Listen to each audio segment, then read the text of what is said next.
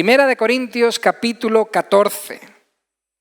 Hermanos, yo quiero pediros, como siempre oramos, pero ahora de manera más enfática, que prestéis especial atención a esta introducción, porque esta introducción nos va a poner en contexto. A veces al principio del culto nos cuesta arrancar, después al principio de la predicación también nos vuelve a costar un poco retomar el tiempo de adoración, pero yo os pediría que ahora toda vuestra atención esté a estas palabras, porque si no entendemos el contexto, va a ser complicado entender un texto tan difícil como Primera de Corintios 14.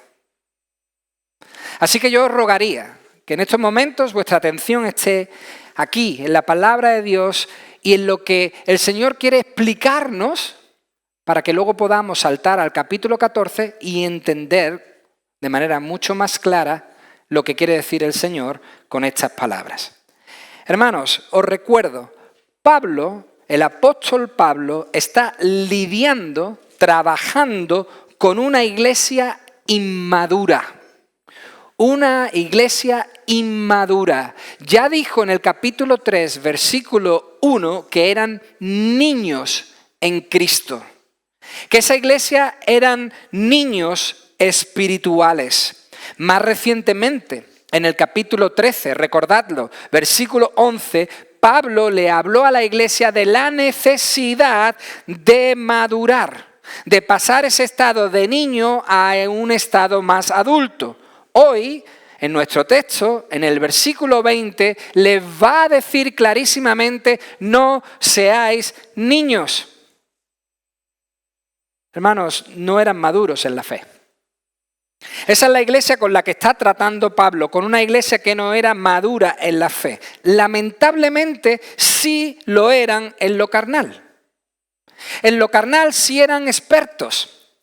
Sí, sus actos en la iglesia, en las reuniones de la iglesia, en la Santa Cena, en las comidas ágapes, en los cultos de reunión, eran actos descontrolados, tan descontrolados que Pablo dice en el versículo 23 que parecían locos.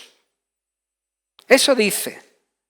Pero, aunque esto no puede servir como justificación, aunque esto no le puede servir a los corintios como una excusa, es bueno también recordar que estos hermanos ni tenían el Nuevo Testamento, como lo tenemos nosotros hoy, ni tampoco tenían referencias de otras iglesias de alrededor. No había otras iglesias cristianas alrededor suya en la que fijarse, en la que poner los ojos. No existían. Ellos eran la única iglesia, la primera iglesia en Corinto, por lo tanto no sabían cómo hacer iglesia. ¿Qué se les ocurrió? ¿Cuál fue su idea? ¿A dónde se acogieron? Pues se les ocurrió imitar lo que había. Imitar los cultos paganos que existían a otros dioses. Esa fue su referencia religiosa, lo que ocurría en los templos altos dedicados a otros dioses o diosas. Ese fue el espejo donde se miraron. Dijeron, pues esos tienen su religión así, nosotros que somos de otra religión vamos a hacerlo parecido a ellos. De ahí que hoy, en el capítulo 14 que tenemos por delante, Pablo les diga a estos hermanos que necesitaban conocimiento. Eso hemos cantado, conocimiento de Dios, que necesitaban inteligencia, que necesitaban cultivar esa inteligencia, esa madurez espiritual, mucho más que una experiencia descontrolada por muy espiritual que pareciera. Porque lo segundo no edifica como lo primero. Porque la experiencia espiritual descontrolada no edifica, no construye, no hace madurar como lo primero. Y eso vemos. Con eso en mente podemos entender el mensaje de Primera de Corintios capítulo 14. Así que vamos a ello. Recordad, una iglesia inmadura, porque era inmadura, porque no tenía conocimiento, sus actos eran inmaduros, descontrolados, y por eso Pablo dice, Primera de Corintios 14:1, procurad alcanzar el amor. Pero también desead ardientemente los dones espirituales, sobre todo que profeticéis. Porque el que habla en lenguas no habla a los hombres, sino a Dios, pues nadie lo entiende, sino que en su espíritu habla misterios. Pero el que profetiza habla a los hombres para edificación, exhortación y consolación. El que habla en lenguas a sí mismo se edifica, pero el que profetiza edifica a la iglesia. Yo quisiera que todos hablarais en lenguas, pero más aún que profetizarais. Pues el que profetiza es superior al que habla en lenguas, a menos de que las interprete para que la iglesia reciba edificación. Hasta ahí vamos a leer, luego continuaremos y pediremos que el Señor nos enseñe su mensaje claro a nuestras mentes, que lo podamos entender, comprender y poner en práctica. Oremos. Padre, gracias. Una vez más, te damos las gracias porque nos podemos poner delante de tu palabra en libertad. Podemos, Señor, oír tu voz en tu palabra. La podemos entender, está en nuestro idioma. Tú lo has hecho comprensible a nuestras mentes. Es un mensaje que la mente humana, tocada por tu Espíritu Santo, puede entender. Así que te doy gracias y te pido que esta tu palabra hoy sea aceptada y bien recibida por todos nosotros. Yo te pido que tú, por tu Espíritu Santo, hagas posible que las palabras que leemos la entienda nuestra mente, las pueda comprender y las podamos poner en práctica. Ayúdanos, Señor. Que seas tú quien nos enseñes, que seas tú el maestro, que sea tu Espíritu Santo el que intervenga con poder en este estudio. Te lo pido, te lo ruego, te lo suplico en el precioso nombre de Jesús. Amén. Hermanos, como hemos leído, el propósito del apóstol Pablo es hacerles entender a estos hermanos corintios inmaduros que hay que buscar la edificación del cuerpo de Cristo. Versículo 3, versículo 4 y versículo 5, ahí aparece la palabra repetida, edificación. Pablo quiere hacerles ver a estos inmaduros creyentes que hay que buscar la edificación del cuerpo de Cristo y no la destrucción del mismo. Hay que buscar la edificación y no la división. Hay que buscar el conjunto y no el individualismo. Y este no es un mensaje exclusivo del apóstol Pablo, este es el mensaje que daban todos los apóstoles a las diferentes iglesias que comenzaron en el siglo I. Por ejemplo, Pedro, en Primera de Pedro capítulo 2, tiene esta misma idea en su mente. Primera de Pedro capítulo 2, versículo 4. El apóstol Pedro dice a los creyentes, y viniendo a él como a una piedra viva, desechada por los hombres, refiriéndose al pueblo de Israel, a los judíos, pero escogida y preciosa delante de Dios, Cristo Jesús, también vosotros, como piedras vivas, sed edificados como casa espiritual para un sacerdocio santo, para ofrecer sacrificios espirituales aceptables a Dios por medio de Jesucristo. Este era el mensaje de los apóstoles a las iglesias: edificaos sobre Cristo, edificaos, no dividíos, que no haya lucha entre vosotros, que no haya divisiones entre vosotros, sino que haya edificación entre vosotros. Un mensaje que no viene de los apóstoles porque sí. Es un mensaje que ya proclamó Jesús en Lucas capítulo 6 para hablar de edificar sobre la roca. Esa es la idea, edificar. La iglesia debe edificarse. El tiempo de reunión que tenemos, ya sea hoy, ya sea el jueves en el culto de oración, ya sea en el tiempo de reunión de jóvenes, de reunión de matrimonios, de reunión de mujeres, el tiempo que los cristianos se reúnen debe servir para la edificación de todos. Eso es lo que está pensando Pablo. Eso es lo que Pablo tiene en mente al escribir estas palabras. Eso deseaba para sus hermanos corintios. De ahí que comience en el versículo 1 diciendo algo importantísimo. Procurad alcanzar el amor. Esta frase literalmente significa desead con ansia el amor. Con fervor desead el amor. ¿Por qué? ¿Qué hace el amor? Edifica. El amor edifica porque piensa en el otro, porque busca el bien del otro, porque quiere ir de la mano, no quiere ir en solitario, quiere ir en conjunto, quiere ir de la mano. Y por eso dice Pablo, desead con ansia el amor, porque eso nos va a edificar. Y continúa diciendo, y de entre todos los dones que se desarrollan en la reunión, buscad con ansia profetizar. De todos los que hay, en la reunión conjunta, buscad primeramente el don de profetizar. O sea, en el culto, en la reunión semanal, mejor profetizar que hablar en lenguas. Eso es lo que está diciendo la palabra del Señor. Hermanos, hablar en lenguas debe ser un don precioso del Señor. Yo no lo tengo, pero sí creo que es un don que viene de Dios y creo que es un don vigente. Es una obra del Espíritu Santo. Es el Espíritu Santo llevando al espíritu del creyente, de la persona creyente, a adorar a Dios. Es el Espíritu Santo llevando al espíritu de la persona a hablar en una lengua que no entiende. Lo que dice no solo no es entendible por nadie, dice Pablo, sino que no es para nadie. Lo que esa persona pronuncia no es para otra persona, no es para los hombres, versículo 2, sino para Dios. Por lo tanto, nosotros concluimos que este es un don que se debe desarrollar, como dijo Jesucristo, en privado.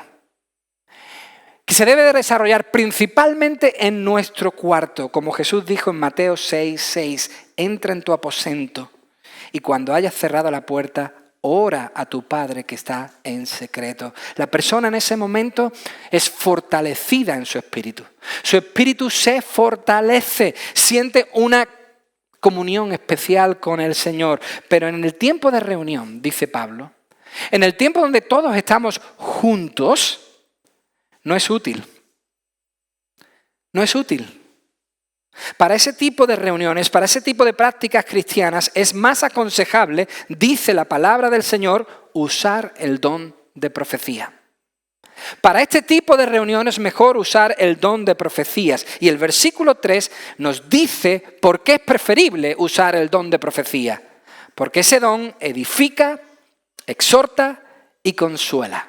Por cierto, esta es la definición del don de profecía en el Nuevo Testamento.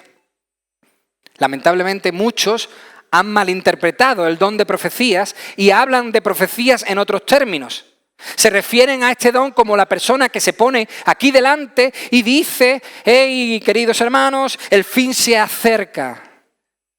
Creo que es en el año 2012, ¿verdad? ¿Cuántos de vosotros oísteis que el fin era en el año 2012? Si no, en el cambio de siglo, ¿verdad? Todo el mundo decía, ¡ay, llega el final! Hermanos, ese no es el don de profecías, o como algunos incluso se atreven a decir desde el púlpito, voy a revelar un pecado que hay oculto en nuestra reunión. Tal hermano o tal hermana, tengo una revelación. Hermanos, eso no puede ser. No puede ser porque eso no edifica. Sí, hay que admitir que hay un beneficio personal, lo dice el versículo 4, en usar el don de lenguas. Sí. La propia edificación. Hay un beneficio, pero ese beneficio es personal, es la propia edificación. Pero en el otro, en el don de profecía, hay más. Dice el versículo 4, hay una edificación de todos. En el de lengua se edifica una persona en su tiempo personal con el Señor, pero en el don de profecías, en la reunión donde se exhorta, se enseña, se muestra la palabra de Dios, todos son edificados. Conclusión, versículo 5, la edificación está por encima del beneficio personal cuando estamos en el culto. Hermanos, en la reunión no debemos buscar ser vistos. No debemos anhelar que la gente ponga sus ojos en nosotros. No debemos hacer que uno destaque, que otro destaque más atrás y que otro aquí a la izquierda también destaque al mismo tiempo y que el resto sea simplemente espectadores. Porque lo que se haga aquí debe ser entendido por todos, comprendido por todos. ¿Por qué? Porque buscamos el bien de todos, fortalecer la fe de todos. Esa era la meta del apóstol Pablo, buscar la edificación. Dice en el versículo 6, ahora bien, hermanos, si yo voy a vosotros hablando en lenguas, ¿de qué provecho os seré? A menos de que os hable por medio de revelación o de conocimiento o de profecía o de enseñanza. Aún las cosas inanimadas como la flauta o el arpa, al producir un sonido, si no dan con distinción los sonidos, ¿cómo se sabrá lo que se toca en la flauta o en el arpa? Porque si la trompeta da un sonido incierto, ¿quién se preparará para la batalla? Así también vosotros, a menos de que con la boca pronunciéis palabras inteligibles, ¿cómo se sabrá lo que decís? Pues hablaréis al aire. Hay quizás muchas variedades de idiomas en el mundo y ninguno carece de significado. Pues si yo no sé el significado de las palabras, seré para el que habla un extranjero y el que habla será un extranjero para mí. Así también vosotros, puesto que anheláis dones espirituales, procurad abundar en ellos para la edificación de la iglesia. Es clarísimo, hermanos. Pablo explica con acierto que si solo hubiera hablado en lenguas entre ellos, si se hubiese acercado a esta iglesia y solo hubiese utilizado el don de lenguas, no había informado su mente. No habría educado su mente, no había fortalecido su conocimiento, no habría madurado en el conocimiento de Dios. Solo hubiese servido para que ellos admirasen a otro más hablando en lenguas. No hubiese conseguido la meta, que era edificarles en la fe, fortalecerles en la fe, ayudarles a seguir confiando en el Señor. Hermanos, necesitamos presentar algo entendible. Es así de sencillo. La iglesia debe presentar algo entendible. Cuando entremos por esa puerta, todo lo que ocurra debe ser comprendido por la mente de todos. Por eso hay que usar un lenguaje entendible. Si debe ser entendible, el lenguaje debe ser entendible por todos, por maduros e inmaduros en la fe. Claro, hermanos, así debe ser. Esa debe ser la meta de nuestras reuniones. Esa debe ser la meta en los cultos en nuestra iglesia. Pablo lo explica perfectamente con el ejemplo de los instrumentos. En nuestros cultos de iglesia no debemos ser como una orquesta que se está afinando. Yo no sé si vosotros habéis ido alguna vez a un concierto de orquesta. Aquí hay muchos músicos que ya participan de conciertos incluso en su temprana edad. Yo tuve la bendición de participar como espectador en el concierto de Año Nuevo hace 2 o 3 Navidades. Y por supuesto estábamos súper ilusionados, las entradas son muy exclusivas, en el Teatro Cervantes, en un palco, con una buena silla, con un buen asiento, todo el mundo elegante, todo el mundo bien vestido, allí te pones, llegamos con muchísimo tiempo, nada más que se abrieron las puertas, allí estábamos nosotros, nos sentamos, nos pusimos ahí y empezaron a salir músico tras músico. Y claro, los músicos traen sus especiales instrumentos, se colocan ahí, lo primero que hacen es darle lustre, darle un retoquillo, ponerlo bien y empiezan a afinarlos. Pero no llegan todos a la vez. Llega uno, después llega otro, después añaden el resto. Y hermanos, eso es un desafino. Yo le decía a mi mujer de broma, espero que el concierto sea mejor que esto, porque esto es... Y bum, bum, bum. Y tú dices, ¿esto qué es? Eso es un desafino, aquí no hay nada. Hermanos, la iglesia no debe buscar en sus reuniones ser un desafino. Uy, uy, por aquí, otro guau, guau, por allá y otro guau. Hermanos, ¿eso qué es? No es entendible. La iglesia debe ser como este concierto que vimos. Cuando empezó el concierto y el director hizo así, todo empezó a sonar de manera muy diferente. Placentero al oído, entendible. Yo que no soy sordo de los pies, imagínate del oído. Soy malísimo. Yo disfrutaba, yo entendía, yo escuchaba y comprendía y la música transmitía y estaba en armonía y todos tocaban cuando debían tocar en el momento oportuno y era armónico, era unido. La iglesia debe buscar que la armonía impere, tocando un sonido bello y entendible, un sonido que edifique, un sonido que sea gustoso, que al paladar sea gustoso. Si los instrumentos no se tocan adecuadamente, si no existe un lenguaje musical que sale de ellos, dice Pablo en el versículo 7, nadie entiende el mensaje. Y lo peor de todo es lo que dice en el versículo 8. Nadie sabe qué hacer. No solo no se entiende, sino porque no se entiende, las personas, ni creyentes ni no creyentes, saben qué hacer. El comentarista Fee dice, en ambos casos, versículo 7 y versículo 8, cuando se trata de instrumentos, en ambos casos salen sonidos del instrumento, salen sonidos de la flauta, del arpa, de la trompeta en el ejército, pero no tienen sentido. Por eso no aprovechan al oyente.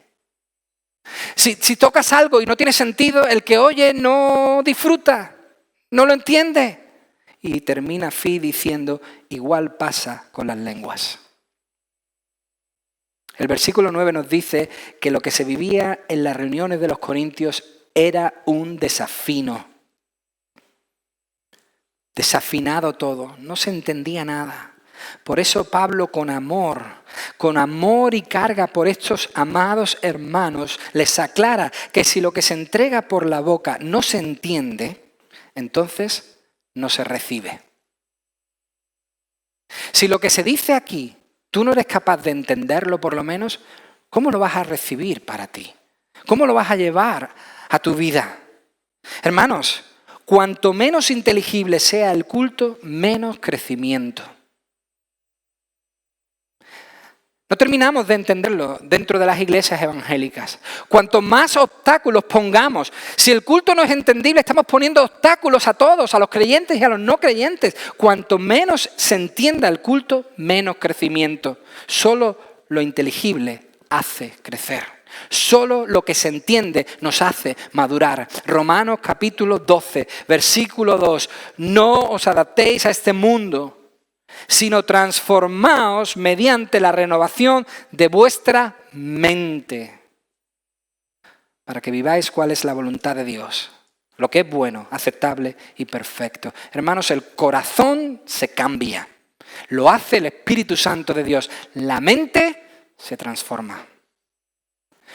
Cuando el Señor cambia nuestros corazones, Él quiere que nuestra mente vaya adquiriendo su voluntad, comprendiéndola. ¿Y cómo la vamos a comprender si no entendemos lo que nos dicen? Fijaos, para ellos, para estos griegos, los que hablaban una lengua diferente al griego eran, versículo 11, extranjeros. ¿Sabéis cuál es esa palabra en el original griego? Bárbaros. Y es muy curioso. Para los griegos, los que no hablaban griego eran bárbaros. ¿Y sabéis por qué les pusieron bárbaros? Porque para el oído de los griegos escuchar un idioma no entendible era un bla, bla, bla, bla, bla. Bla, bla, bla, bla, bla, bárbaros. Los que balbuceaban. Y dice Pablo, aprovechando esa idea, que si en sus reuniones imperaba hablar en lenguas todos a la vez, no se entendía nada. ¿Qué es lo que estaba ocurriendo? Se estaban haciendo extranjeros los unos a los otros. Si no hay entendimiento, tampoco hay comunicación. Resultado, no hay edificación. El mensaje es muy sencillo y debemos entenderlo. Si no hay entendimiento, si no hay comprensión, si nuestra mente no puede captar el mensaje, no va a haber edificación. La meta, versículo 12, es la edificación de la iglesia. Pablo lo ha dejado claro. Dice, incluso los instrumentos inertes, esos que no tienen vida, que son un trozo de madera, un trozo de metal, comunican un sonido cierto, entendible. ¿Cuánto más? Los instrumentos vivos. Nosotros debemos buscar dar un sonido, un mensaje con nuestra boca que lleve a todos hacia adelante en la fe. Esa debe ser nuestra meta. Algo que podamos entender, que tú puedas recibir, que tú puedas oír, yo que pueda recibir de tu parte y entender eso mismo y juntos animarnos, llevarnos hacia adelante con la ayuda del Señor. Dice el versículo 13, por tanto, el que habla en lenguas, pida en oración para que pueda interpretar.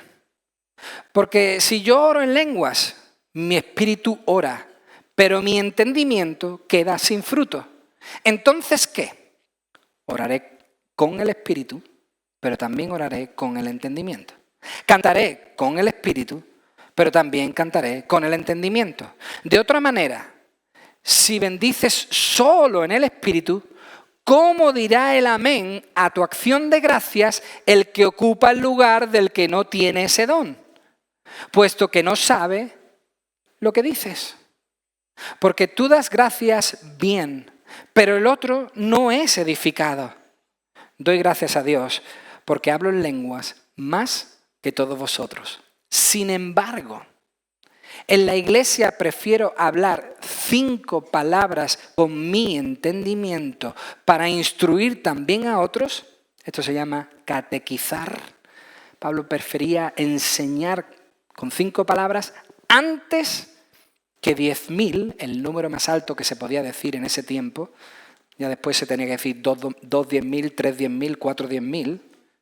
Por lo tanto, Pablo está haciendo una exageración. Prefiero decir 5 palabras con mi entendimiento que las máximas en otras lenguas. Interesantísimo lo que dice Pablo. Hermanos, si se va a hablar en lenguas durante un culto, y nuevamente digo que eso no se debe buscar principalmente en nuestras reuniones, pero quizás se pueda abrir un espacio en un culto de oración, principalmente, si se va a usar, debe ser entendible. Se debe comprender. De hecho, como habéis leído, Pablo marca un orden estricto. Pablo dice a la persona que quiera usar su don de lenguas que antes de hablar tiene que hacer una gran consulta. Tiene que pedir audiencia con su Señor, orar a su Señor, pedirle al Señor en oración que le haga saber si en ese tiempo especial donde se va a poder utilizar el don de lenguas hay una persona que lo pueda interpretar. Si hay una persona que pueda interpretar sus palabras antes de que llegue a esa reunión para usar ese don. Porque lo que esta persona quiere comunicar va a ser para edificación. Repito, si lo que se dice en lenguas no es para edificación, sino una acusación, un desánimo, una palabra que no tiene nada que ver con las escrituras, entonces no es de edificación. Pero si lo que va a decir es de edificación, debe seguir ese protocolo. Y luego, dice Pablo, cuando reciba la respuesta positiva del Señor, entonces en ese momento oportuno y planeado, hacerlo. Y ahí habrá edificación. Ahí la persona podrá ser utilizada por Dios para edificar la iglesia. Tiene que haber orden, hermanos. No puede ser desorganizado, no puede ser descontrolado, no puede ser al azar, no puede ser como se dice hoy entre los jóvenes. No se puede tirar un triple a ver si entra o no entra. No, hermanos. Porque el versículo 14 claramente dice que la persona creyente que ora en lenguas es dirigida por el Espíritu Santo para que hable. No es la persona diciendo, pues ahora yo voy a hablar en lengua. No, es el Espíritu Santo dirigiendo a la persona. Ella no es consciente, dice el texto. Ella no tiene entendimiento. Más concretamente dice su entendimiento, versículo 14, su mente no tiene fruto.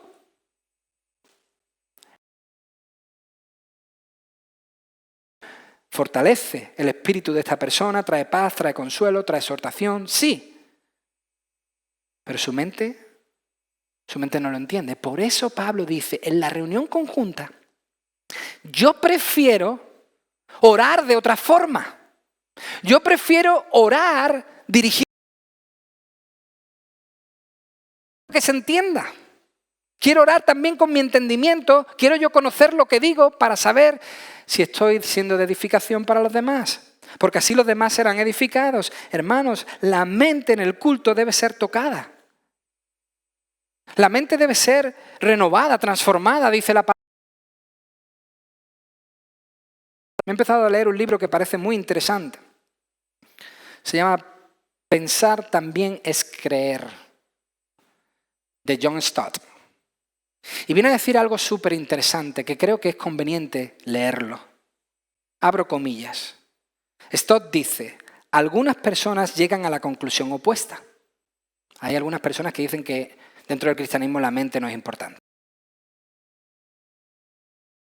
Finito y caído no puede descubrir a Dios con su intelecto. Como la razón. a través de nuestra mente, no podemos comprender su mensaje. Dios, por lo tanto, concluyen, debe revelarse de manera... La mente para ellos carece de importancia. La doctrina cristiana de la revelación, lejos de hacer innecesaria la mente humana, la hace indispensable y le asigna el lugar que le corresponde. ¿Por qué? Atentos a esto. Es clarísimo. Dios se ha revelado por medio de palabras a mentes. Es así, hermanos. Su revelación es una revelación racional, entendible, a criaturas racionales.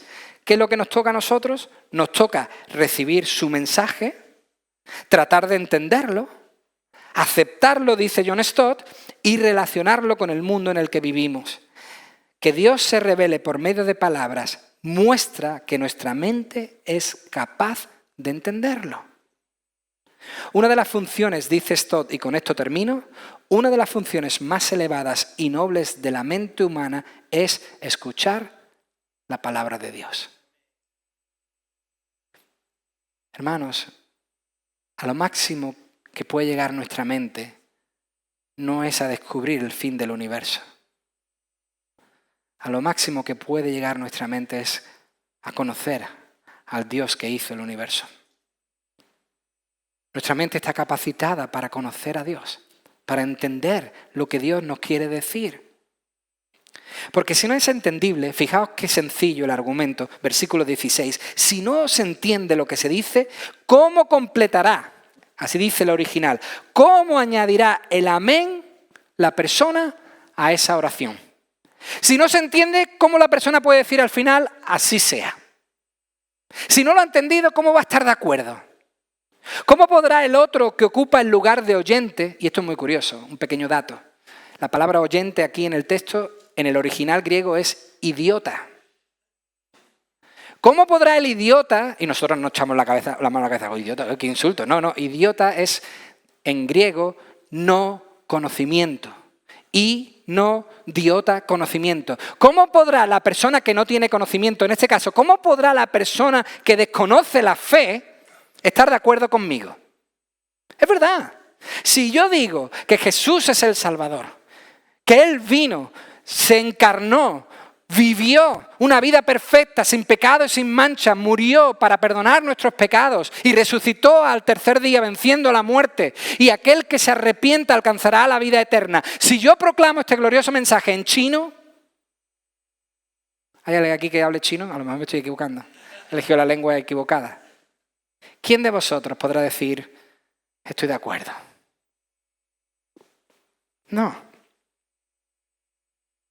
¿Cómo el que aún no conoce a Jesús podrá estar de acuerdo conmigo si no me entiende? Y se nos llena la boca decir que todos queremos estar unidos. Nos jactamos de lanzar el mensaje de la unidad. Debemos estar unidos, tenemos que estar unidos, tenemos que estar de acuerdo. Pero si no entendemos lo que decimos los unos a los otros, ¿cómo vamos a hacerlo? No podremos. Como veis, hermanos, la meta es todos, no el yo, dice el versículo 17. Pablo dice en el 18, yo hablo más en lenguas que todos vosotros. Pero yo no busco eso, yo no busco que me miren a mí. La meta es ayudarse uno a otro, no zancadillearse el uno al otro, no creernos más espirituales que nadie. No levantarnos para decir, mira, yo soy más espiritual porque yo manejo y controlo esto. No, hermanos, se nos olvida lo que Pablo le dijo a los Filipenses, capítulo 2, versículo 3. Nada hagáis por egoísmo o por vanagloria, sino con actitud humilde, cada uno de vosotros considere al otro como más importante que a sí mismo, no buscando cada uno sus propios intereses, sino más bien los intereses de los demás. Y decir, wow, este es un mensaje un poco ahí te has querido marcar un punto, Pablo? No. Pablo dice, continúa en Filipenses diciendo, así como hizo Jesucristo. No estoy diciendo esto porque yo soy superior y vosotros. No. Porque es este el ejemplo que nos dio Jesucristo, que siendo igual a Dios, así comienza Filipenses 2:5. No estimó el ser igual a Dios como cosa que aferrarse, sino que se despojó a sí mismo, tomó la forma de siervo y se hizo semejante a los hombres, ¿verdad? Ese es el ejemplo que tenemos. No buscó Cristo su propio bien. Ningún milagro hizo Jesucristo para su favor. Cuando el diablo le dijo, estás muerto de hambre, convierte estas piedras en pan. Jesús estaba muerto de hambre. Pero jamás usó su capacidad para sí mismo. Buscó el bien de los demás. Eso apunta Pablo aquí. En la iglesia debemos buscar el bien de todos, no solo el nuestro. Y terminamos con los últimos versículos del 20 al 25. Dice, hermanos, no seáis niños en la manera de pensar, más bien sed niños en la malicia. Pero en la manera de pensar, sed maduros. En la ley está escrito, por hombres de lenguas extrañas y por boca de extraños hablaré a este pueblo y ni aun así me escucharán, dice el Señor. Así que las lenguas son una señal, no para los que creen, sino para los incrédulos. Pero la profecía es una señal, no para los incrédulos, sino para los creyentes. Por tanto, si toda la iglesia se reúne y todos hablan en lenguas y entran algunos sin ese don, esta es la palabra idiota, uno que no conoce, uno que aún desconoce la fe. Si entra uno que desconoce la fe o son incrédulos, ¿no dirán que estáis locos? Pero si todos profetizan y entra un incrédulo o uno sin ese don, por todos será convencido, por todos será juzgado. Los secretos de su corazón quedarán al descubierto y él se postrará y adorará a Dios, declarando que en verdad Dios está entre vosotros. Hermanos, este era el problema. Clarísimamente ese es el problema. Necesitaban aprender. Eran amados por el apóstol Pablo, pero necesitaban instrucción, información, conocimiento para después poder tener un comportamiento adecuado. ¿Por qué se actuaban como locos? Porque no habían aprendido como debían hacerlo. Por lo tanto, actuaban así. Hermanos, si primero no se forma la mente, los actos que acompañan también estarán descontrolados. Los actos, de hecho, no acompañarán. La teología, esto quiere decir la doctrina y el entendimiento de Dios, marca nuestro comportamiento. ¿Qué quiero decir?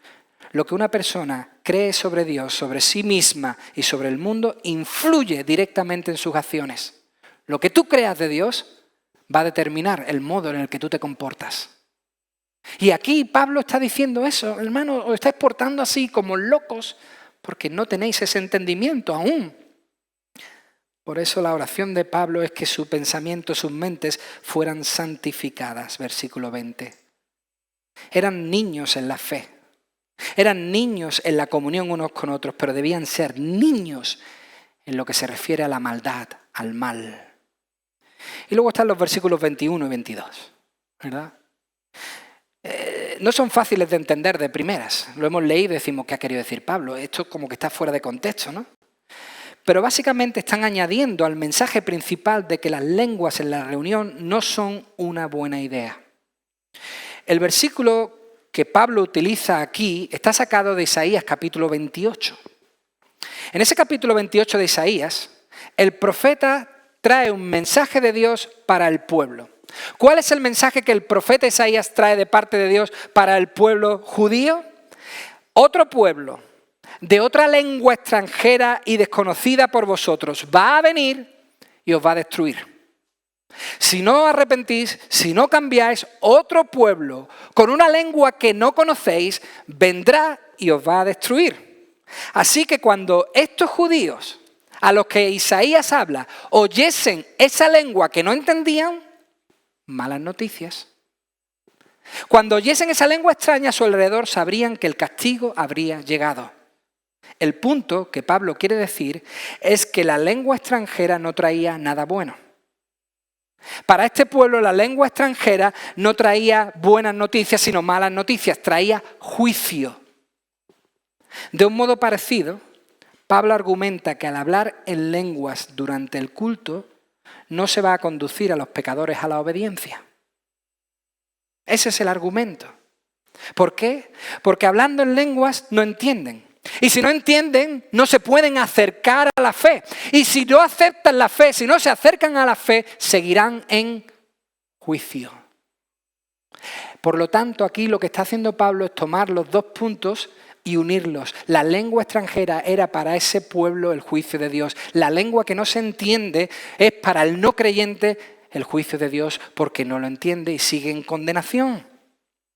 En cambio, dice Pablo, la profecía, tal como se describe en el versículo 3, es una buena señal para el incrédulo. ¿Por qué? Porque cuando uno entiende, cuando uno comprende, es lo único que puede hacerle creyente. Hermanos, el pueblo de Dios puede vivir sin lenguas, pero no puede vivir sin profecías. Los cristianos podemos vivir en nuestras reuniones sin practicar el don de lenguas, pero no podemos vivir sin la palabra de Dios. No. Eso está lleno, entero, la Biblia. Lamentaciones, capítulo 2, versículo 9. Se han hundido en la tierra de sus puertas. Él ha destruido y quebrado sus cerrojos. Su rey y sus príncipes están entre las naciones. Ya no hay ley, tampoco sus profetas hallan visión del Señor. No hay mensaje, estamos perdidos. Por eso leemos en Oseas 4:6, mi pueblo es destruido por falta de conocimiento. Hermanos, el incrédulo no va a creer por las lenguas. No. Sino que va a creer por la explicación de la palabra de Dios. Por la exhortación del mensaje bíblico. Y esto no es una idea que yo mantenga como pastor de corte bautista. Eso es lo que dice Pablo en Romanos capítulo 10, versículo 14. Es conocido por todo este texto. Pablo dice, ¿cómo pues invocarán a aquel en quien no han creído? Es cierto. ¿Cómo van a buscar a Dios si no han creído en Él? Pero ¿cómo van a creer en aquel de quien no han oído? Es verdad. Yo si no oigo, ¿cómo voy a creer? ¿Y cómo oirán sin haber quien les hable en lenguas? ¿En una lengua extraña? ¿Les dé un mensaje incierto? No.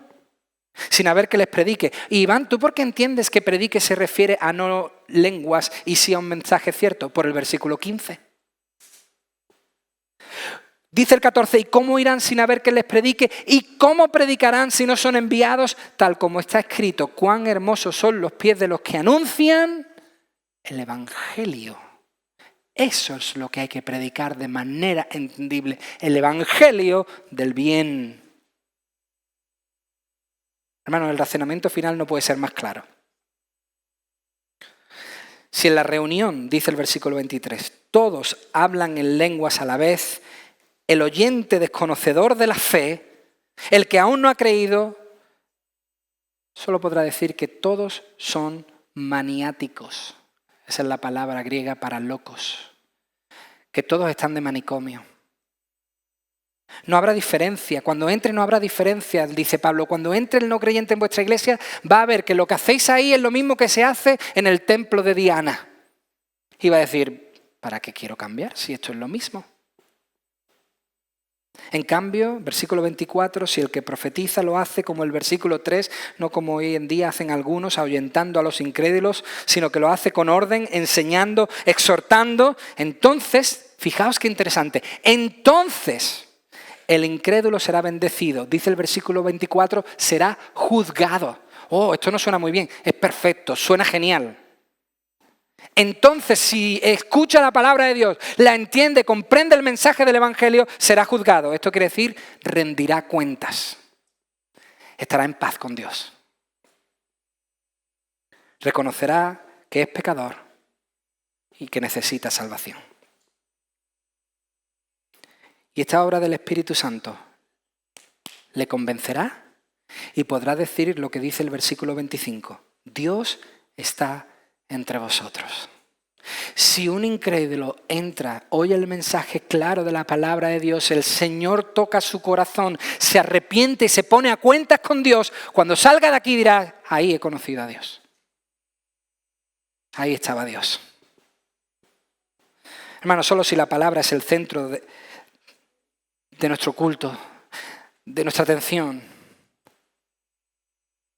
habrá crecimiento. Porque lo inteligible en la iglesia hace crecer. Por lo tanto, lo inteligible, lo entendible en la iglesia debe reinar, y no el frenesí, no el descontrol, sino lo que Dios quiere, que está escrito y revelado. Porque lo que se entiende de parte de Dios, esto es lo hermoso, lo que se entiende de parte de Dios hace crecer y fortalece a la persona. Habrá edificación espiritual, dice Pablo, pero termina diciendo, y también habrá edificación numérica. La iglesia se hará fuerte y madura, pero crecerá en número. Una iglesia que mantenga la predicación de la palabra de Dios debe estar tranquila. Esa iglesia no morirá, permanecerá para siempre. Porque la palabra de Dios permanece para siempre.